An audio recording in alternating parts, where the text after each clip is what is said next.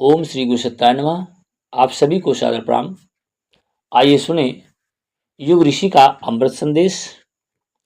खाते समय इन बातों का ध्यान रखें नामक प्रकरण से आज की अंतिम और छठवीं कड़ी, जिसका विषय है भोजन भगवान को समर्पित कर लिया करें।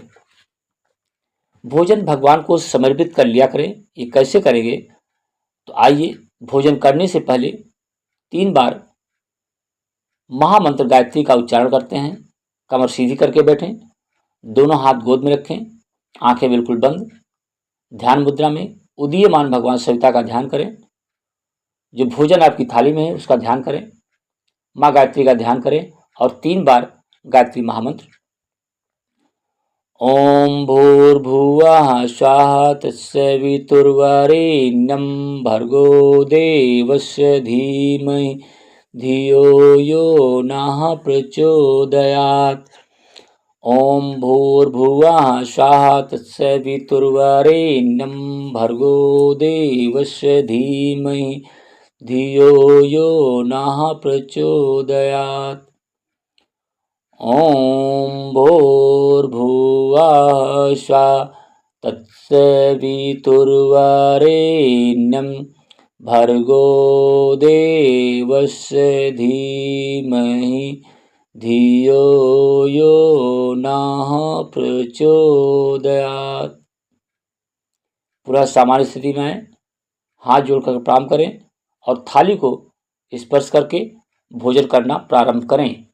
पर इससे पहले युग ऋषि क्या संदेश देते हैं, इस संदेश को आइए श्रवण करते हैं। सूर्योदय के पूर्व तक वायु रहे निर्दोष, प्रातः उठ सेवन करें प्राण वायु का कोष। प्रकृति चिकित्सा कीजिए जलवायु और धूप, प्रातः भ्रमण पे जाइए निखरे ओज स्वरूप। अब तक का जीवन जिया वहमों के ही बीच, जब दीमक जड़ में लगी पात रहे क्यों सींच। प्रकृति दिया भोजन हमें फल प्रतिदिन ही खाएं, सभी तत्व उनमें मिले रोग पास ना आए। हरी साग सब्जी हमें पोषण करे प्रदान, अन्न अंकुरित ले सुबह शुद्ध रक्त लो जान। आइए सुने युग ऋषि का अमृत संदेश।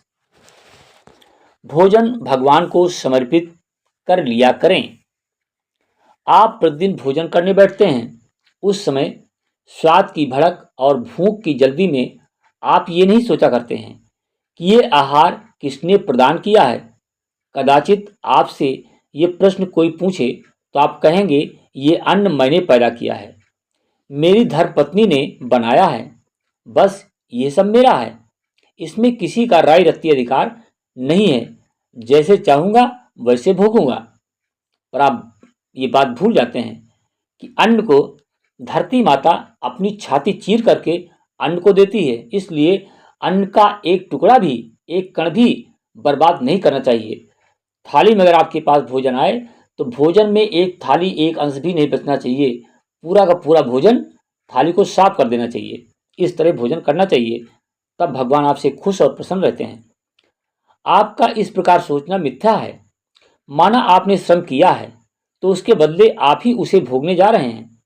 आपकी धर्मपत्नी ने बनाया है, इसीलिए तो आपकी इच्छा अनुसार बना है। पर आप थोड़ा ऊंचे उठकर विचार कीजिए कि आपके इस अन्न में सृष्टि के नियामक परमात्मा का अधिकार भी है। उसने धरती ना बनाई होती तो आप अन्न कहाँ उगाते?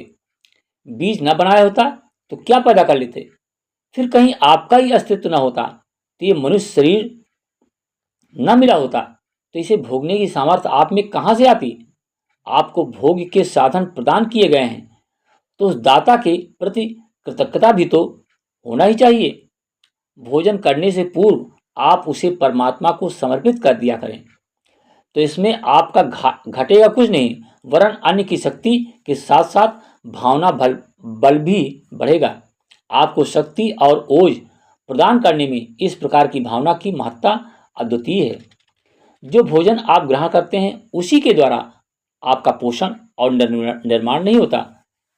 प्रत्युत भोजन करते समय आपकी जैसी मन स्थित होती है, मन जैसा सूक्ष्म प्रभाव फेंकता है और जैसी भावनाएं लेकर भोजन करते हैं उनका भी आपके जीवन निर्माण से महत्वपूर्ण संबंध होता है। उन भावनाओं का विकास शरीर के रक्त, मांस, वीर और प्राण के द्वारा प्रस्फुटित होकर सारे जीवन में बिखर जाता है। परमात्मा को भोजन समर्पित करने से जो सात्विक और पवित्र विचार प्रवाह उमड़ता है वो अपने शरीर और जीवन में घुल जाता है। शरीर पुष्ट और बलिष्ठ बनता है, साथ में संकल्प मजबूत होते हैं और उस निश्चयात्मक बुद्धि से बनने वाला जीवन क्रम भी अधिक सुव्यवस्थित बन पड़ता है। प्रातःकाल से लेकर दोपहर तक काम करने में आपके सामने अनेक प्रकार की परिस्थितियां आती हैं। कभी क्रोध उत्पन्न होता है, कभी खिन्नता आती है, कभी भय पैदा होता है, कभी निराशा उत्पन्न होती है। अनेक तरह के बुरे विचार भी प्रभावित करते रहते हैं। काम की कठोरता में उत्तेजना, उद्विग्नता, ईर्ष्या, द्वेष होना स्वाभाविक सा है। कई बार दूसरे लोग अपने काम में बाधाएं डालते हैं, उसके कारण प्रतिशोध की भावनाएं भी भड़क उठती हैं। दोपहर को घर लौटते हैं तो अशुभ विचारों का पूरा बोझ साथ लेते आते हैं। ये कुत्सित विचार भोजन करते समय भी बने रहते हैं तो वे स्थायित्व ग्रहण करने लगेंगे। परमात्मा के प्रति समर्पण का विचार करते ही आपकी अंतरात्मा विशाल हो जाती है, उससे सारे कलुष कसाय धुल जाते हैं, आगे के लिए एक स्वस्थ चैतन्यता अनुभव करने लगते हैं। आहार ग्रहण करते समय भावनाओं के सम्मिश्रण का फल अलौकिक है। इससे आत्मा में स्वर्गीय शांति का अवतरण होता है। बच्चे अपनी माँ का दूध पीते हैं तो कितनी अटखेली करते हैं, कभी मुंह नोचते हैं तो कभी चूम चाट कर करते हैं। तरह तरह के आमोद प्रमोद करता है बालक। माँ के प्रति उसकी कृतज्ञता पूर्ण प्रकट होती है। माँ भी ये देखकर अपना ममत्व उड़ेरती है, दूध के साथ भावनाएं पिलाती है।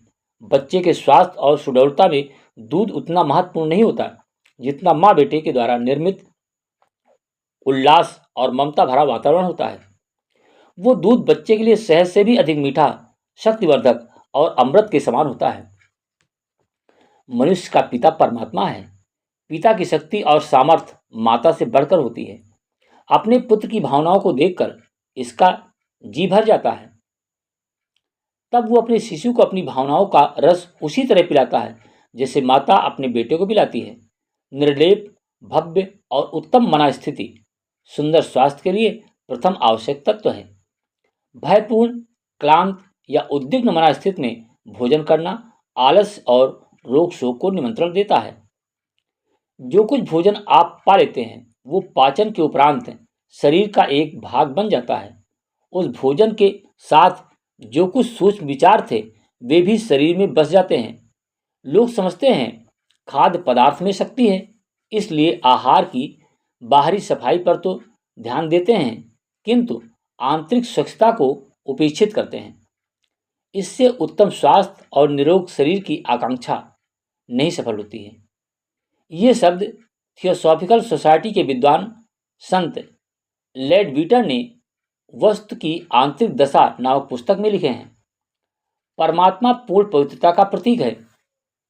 जब वो भोजन में हमारे साथ बैठ जाता है तो सात्विकता की लहर दौड़ने लगती है। परमात्मा का प्रसाद पुष्टिदायक, मधुर, स्वादिष्ट और थोड़ा होता है। प्रसाद भावना से लिया हुआ आहार भी वैसा ही होना चाहिए, मीठा, स्वल्प, सात्विक और स्वादिष्ट। इसी में स्वास्थ्य की संभावनाएं भी टिकी हैं। जब भगवान साथ नहीं होता तभी लोग अखाद्य पदार्थ भक्षण करते हैं। मांस, मिर्च, मसालेदार, गरिष्ठ पदार्थ, प्याज और इसी तरह के अन्य दूषित पदार्थों का सेवन वही लोग करते हैं जो परमात्मा को अपने अंदर धारण नहीं करना चाहते। इसी के फलस्वरूप उन्हें स्वास्थ्य का सुख नहीं मिलता, भावनाओं का सुख नहीं मिलता। आहार का उद्देश्य मन की स्वादेंद्रिय की तृप्त करना मात्र नहीं है, वरन उसका जीवन की गतिविधियों से गहरा संबंध है। जिस व्यक्ति का जैसा भोजन होगा, उसका आचरण भी तदनुकूल ही होगा। आहार शुद्धि की आवश्यकता पर प्रकाश डालते हुए छंदोग्य उपनिषद में लिखा है, आहार की शुद्धि से सत्य की वृद्धि होती है, सत्य की शुद्धि से बुद्धि निर्मल और निश्चयी बनती है। पवित्र और निश्चय बुद्धि के द्वारा ही मनुष्य मोक्ष को प्राप्त करते हैं। जिनके जीवन में अनेक बुराइयां धसी हैं, अनेक मनोविकार से ग्रस्त हैं, उसे अपना जीवन सीधी राह पर लाने का प्रारंभिक एक साधन आहार शुद्धि और परमात्मा को समर्पित कर भोजन लेना ही है। आहार में ईश्वरीय दिव्यात्मा का समावेश होता है, तो काम, क्रोध, उत्तेजना, चंचलता, निराशा, उद्वेग आदि बुराइयां दूर होती हैं। स्वास्थ्य, शक्ति और सौंदर्य बढ़ता है। ये मनुष्य का कर्तव्य भी है। जिस परमात्मा ने हमें ये अलौकिक भोग इस धरती में दिया है, उसके प्रति समर्पण का भाव न रखें तो ये मनुष्य की धृष्टता होगी। उसे जो मिलता है, मिला है, वो परमात्मा की कृपा वश ही मिलता है। उनकी इस कृपा के प्रति कृतज्ञ होना हमारा प्रमुख कर्तव्य होना ही चाहिए। ओम शांति। प्यारे मित्रों, ये बहुत ही सारगर्भित संदेश अभी आप सुन रहे थे। भोजन भगवान को समर्पित कर लिया करें, इस पर चिंतन करें, मनन करें और इसे अपने जीवन में अब से ही उतारने का प्रयास करें। इस संदेश को ज़्यादा से ज़्यादा अपने इष्ट मित्रों तक शेयर करें, कमेंट करें और चैनल को सब्सक्राइब करें। आप सभी को धन्यवाद।